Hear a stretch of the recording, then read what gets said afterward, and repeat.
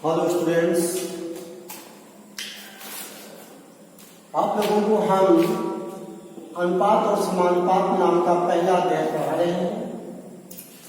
तो इस अध्याय में हम आपको दो भाग बता चुके हैं, जिनमें से हमने अनुपात क्या होता है, समानुपात क्या होता है, अनुपात को कैसे प्रसिद्ध करते हैं, कैसे ज्ञात करते हैं, समानुपाती सवाल वगैरह बता चुके हैं। उसी श्रृंखला में लेसन को आगे बढ़ाते हुए हम आपको समानुपात संबंधी कुछ प्रॉब्लम हल करके बता रहे हैं, जिन्हें आप लोग ध्यानपूर्वक चिंतन करें, मनन करें। देखिए, जैसे यहाँ पर कहा जा रहा है कि यदि 160 मीटर कपड़े का मूल्य 1280 रुपए, तो 15 मीटर कपड़े का मूल्य क्या है? हल।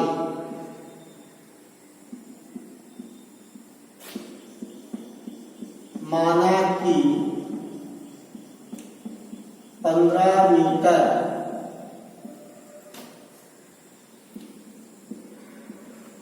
कपड़े का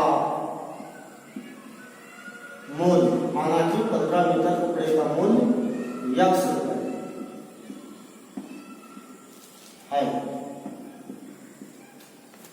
माना कि 15 मीटर कपड़े का मूल्य यक्स है। तो एक तरफ लिख दीजिए मीटर कपड़ा, मीटर में, और दूसरी तरफ में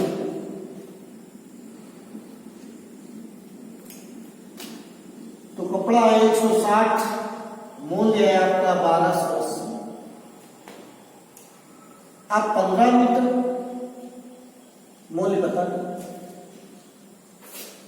तो देखिए, 160 मीटर कपड़ा है तो आप 1280 रुपए देते हैं। तो आप 15 मीटर क्यों ले रहे हैं? कपड़ा कम ले रहे हैं ना, पैसे भी कम देने पड़ेंगे। तो जब एक राशि घट रही है, कपड़ा देखिए 160 से 15 हो गया, घट रहा है, तो पैसे भी घट रहे होंगे। तो हम जो एरो लगाते हैं, हमने आपको बताया था कि तीर का निशान कम से ज्यादा की ओर लगाते हैं। तो देखिए, कम से ज्यादा की ओर, और यहाँ पर आपको बिल्कुल सीधा संबंध दिखाई पड़ रहा है। देख लीजिए, ये सीधा संबंध है, चाहे आप 160 अनुपात 15 लिख दें और चाहे 15 अनुपात 160। तो 1280 अनुपात यक्स। जब आप यहाँ पर 15 अनुपात 160 लिखेंगे, तब यहाँ पर यक्स अनुपात 1280 लिखेंगे। यानी हमें सीधा संबंध स्थापित करवाना है, क्योंकि यहाँ सीधा संबंध है। अगर एक तीर हमारा उल्टा लगा होता तो ये विलोम संबंध होता, प्रतिलोम संबंध होता, उल्टा संबंध होता, लेकिन यहाँ पर सीधा संबंध है। तो आप सीधा संबंध में जानते हैं क्या होता है कि बाह्य पदों का गुणनफल बराबर मध्य पदों के गुणनफल। ये हो जाएगा 160 गुणा बाह्य पदों का गुणनफल माने यक्स, और ये 15 गुणा 1280। ये तो इस प्रकार से आप देख सकते हैं यहाँ पर कि यक्स बराबर 15 गुणा 1280 बटे 160। आप शून्य से शून्य देखिए कट गए। 4 का भाग दे दो या 16 का भाग दे दो, सीधे सीधे 8 बार चला जाएगा। 8 छंग 48, से लगे 4, 8 कम 8 14, और 15 8 120, यक्स बराबर 120 रुपए। तो आपका जो आंसर है वो 120 रुपए आपका आंसर हो गया। इस प्रकार से आप इसे पुनः समझ लें कि हमको 160 मीटर कपड़े का मूल्य 1280 रुपए प्रदान किया गया है। 15 मीटर कपड़े का मूल्य हमको ज्ञात करना है। तो देखिए, कपड़ा 160 मीटर, मूल्य 1280 रुपया, कपड़ा 15 मीटर, मूल्य 100 रुपया। अब ये दोनों में सीधा संबंध है, क्योंकि 160 से 15 मीटर कपड़े का मूल्य ज्ञात करवा रहे हैं, कपड़ा कम हो रहा है। तो जब पैसे 1280 में कपड़ा बहुत कम हो गया है तो पैसे भी कम हो जाएंगी। तो ये अनुलोम संबंध है, सीधा संबंध है। सीधा संबंध का अभिप्राय होता है या तो दोनों राशियां घट रही हो या दोनों राशियां बढ़ रही हो। अब इसमें आप देखिएगा समानुपात के रूप में लिख लिया गया है। अब हम जानते हैं कि बाह्य पदों का गुणनफल बराबर मध्य पदों का गुणनफल। समानुपात का नियम है। तो आप x का मान ज्ञात करना चाहते हैं 160 से भाग दिया, 0 से 0 घट गया, 16 8 128, 15 8 120, 120 हो गए। और इस प्रकार से सवाल पूरा हो। अब आप देखिए सवाल नंबर 2।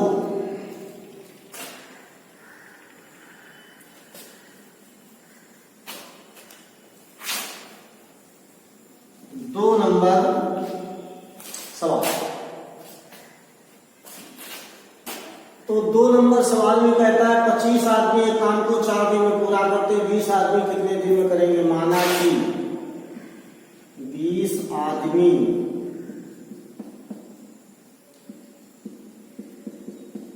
उसी काम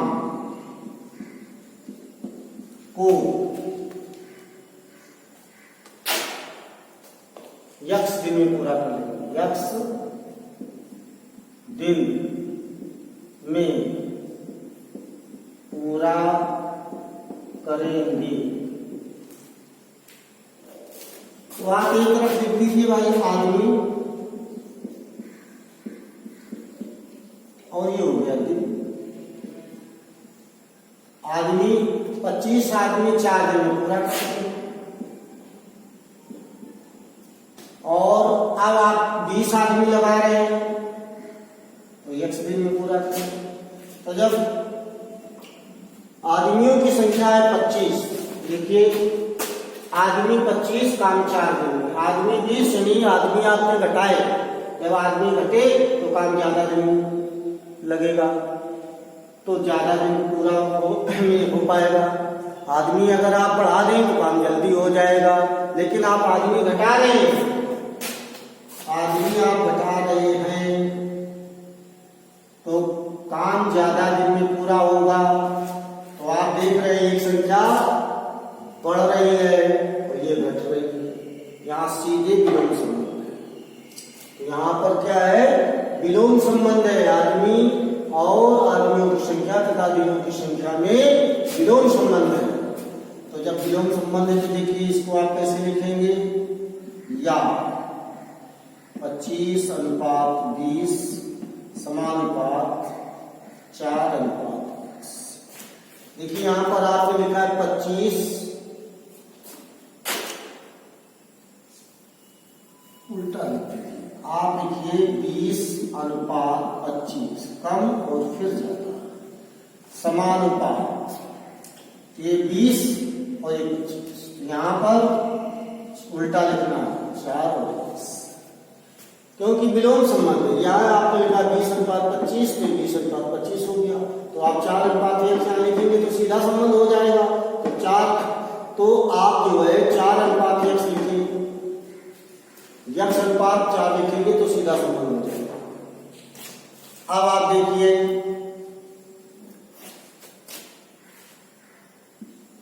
20 गुणा यक्स बराबर 25 गुणा 4। बाह्य पदों का गुणनफल बराबर मध्य पदों का गुणनफल। x बराबर 25 गुणा 4 बटे 20, तो ये हो गया 100 बटे 20 बराबर 5। तो x बराबर 5, ये आपका आंसर। इस प्रकार आपने देखा कि 20 मजदूर 5 दिन में काम पूरा कर लेंगे। और इस प्रकार से भी सवाल आपका समाप्त हुआ। अब हम आपको समानुपात के संबंध में कुछ आगे की बात बताने जा रहे हैं। देखिए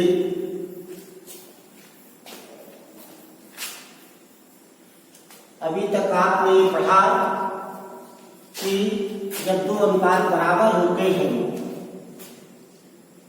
तो उनको हम समानुपाती कहते हैं। देखिए जैसे मान लीजिए कि ए अनुपात बी, तथा सी अनुपात डी है, ये दो अनुपात आपको दिए गए, तब आप लिख लेते हैं अनुपात बी समानुपात सी अनुपात डी। तो ये जो होते हैं इसको कहते हैं प्रथमानुपाती। क्या कहते हैं? प्रथमानुपाती। इसको क्या कहते हैं? द्वितीयानुपाती। इसी प्रकार से क्या होता है? तृतीयानुपाती।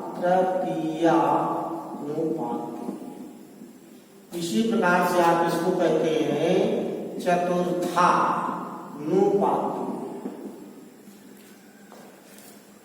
तो ये होते हैं। अब इनमें से अगर आपको इसे प्रथमानुपात नहीं ज्ञात है तो आप उसको यक्ष मान लेते हैं, यक्ष अनुपात बी समानुपात सी अनुपात डी। तो यक्ष बराबर होता है आपका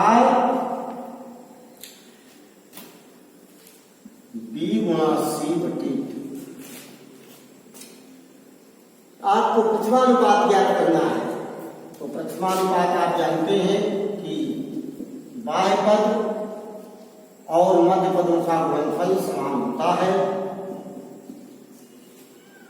तब आप जो है यक्ष का मान ज्ञात करते हैं तो बी गुणा सी बटे डी। तो ऐसे हम प्रथमानुपात ज्ञात कर लेते हैं। इसी प्रकार से आपको इसमें द्वितीयानुपात अगर ज्ञात करना है तो ए अनुपात यक्ष समानुपात सी अनुपात डी। तो अब आप जो है जानते हैं यक्ष गुणा सी बराबर ए गुणा डी। तो ये हो जाएगा यक्ष बराबर ए गुणा डी बटे सी। तो ये आप द्वितीय अनुपात ज्ञात कर रहे हैं। ऐसे आप तृतीय अनुपात ज्ञात कर लेंगे तो तृतीय अनुपात में ये हो जाएगा ए अनुपात बी समानुपात यक्ष अनुपात डी। तो ये हो जाएगा बी गुणा यक्ष बराबर ए गुणा डी। तो यक्ष बराबर ए गुणा डी बटे। इसी प्रकार से आप चतुर्थानुपात ज्ञात कर सकते हैं। तो चतुर्थानुपात कैसे ज्ञात करेंगे? जैसे ए अनुपात बी समानुपात सी अनुपात यक्ष। तो ये हो जाएगा ए गुणा यक्ष बराबर बी गुणा सी। तो यक्ष बराबर बी गुणा सी बटे। तो ये क्रमशः द्वितीय तृतीय चतुर्थानुपात है। एक होता है मध्यानुपाती, वितता अनुपात किसे कहते हैं। तो मध्यानुपाती जब आप ज्ञात करते हैं तो मध्यानुपाती को आप यक्ष मान लेते हैं। तो देखिए मध्यानुपाती क्या होता है? जैसे ए अनुपात यक्ष समानुपात यक्ष अनुपात ए बी सी। ये तुम्हारा बी और सी मध्यानुपाती है। मध्यानुपात आपने मान लिया। तो अगर हम इसको डी मान लें या हमारे पास डी मान लेते हैं हमारा सीधे हो जाए। तो इस प्रकार से आप देखिए ये होता है ए गुणा बी बराबर यक्ष गुणा यक्ष, अर्थात यक्ष स्क्वायर बराबर ए बी। तो यक्ष बराबर अंडर रूट ए बी। इसको मध्यानुपाती कहते हैं। तो इस प्रकार से ये मध्यानुपाती होता है। तो आपने प्रथमानुपाती द्वितीयानुपाती तृतीयानुपाती चतुर्थानुपाती और मध्यानुपाती सभी के मान ज्ञात करने का सूत्र देखा। अब जैसे मान लीजिए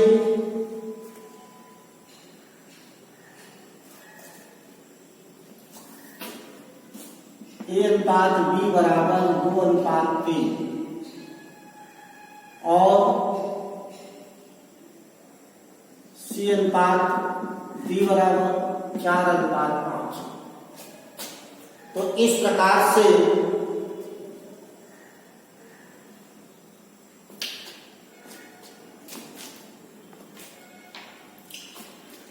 ये बी अनुपात सी। तो ए अनुपात बी अनुपात सी ये हमको क्या। तो देखिए इसमें हम कैसे क्या करते हैं कि हल ए अनुपात बी ऐसे लिखा और इसके बाद में बी अनुपात सी। तो देख लीजिए ए अनुपात बी बी अनुपात सी हमको दिखाई दे रहा है। तो अब हम क्या करते हैं, हमें ये ज्ञात करना है ए बी सी। तो ए का मान कितना है 2 और 3 और बी सी का मान 4 और 5। ये देखिए तो आप ये देखिए 4 दूनी 8 और ये देखिए 4 तिहाई 12 और ये देखिए 13 25 15। तो ये आपका आंसर हो गया ए अनुपात बी अनुपात सी बराबर 8 अनुपात 12 अनुपात। तो इस प्रकार से हम ये परिकलन कर सकते हैं। और इसी क्रम में जैसे मान लीजिए कि हमारे पास कोई सवाल है a/2 कामा b/3 कामा c/3 2 3 4। तो इस प्रकार से अगर हमको ये दिया गया है तो हमको अनुपात ज्ञात करना है। क्या ज्ञात करना है, ए बी सी में अनुपात ज्ञात करना है। तो ये तो ए अनुपात बी अनुपात सी क्वेश्चन हल।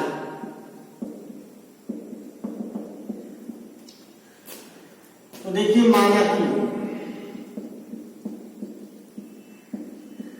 a/2 बराबर b/3 बराबर c/4 बराबर q। तो a बराबर क्या हो गया 2k, b बराबर क्या हो गया 3k, c बराबर क्या हो गया 4k। तो a अनुपात b अनुपात c बराबर 2k अनुपात 3k अनुपात 4k। अब आप इसे भाग दीजिए, a अनुपात b अनुपात c बराबर 2 अनुपात 3 अनुपात 4। ये आपका आंसर है। तो इस प्रकार से हम अनुपात ज्ञात कर सकते हैं। तो ऐसे ही आप अपनी अभ्यास पुस्तिका के माध्यम से अन्य सवालों को लगा सकते हैं और समस्या आने पर आप हमसे पूछ सकते हैं। कॉलेज में आकर के समस्या समाधान कर सकते हैं। ये शब्दों के साथ मैं अपनी वाणी को यहीं पर आज रोक रहा हूँ। अगले क्रम में फिर मिलूंगा। आप सभी लोगों को हमारी ओर से हार्दिक शुभकामनाएं।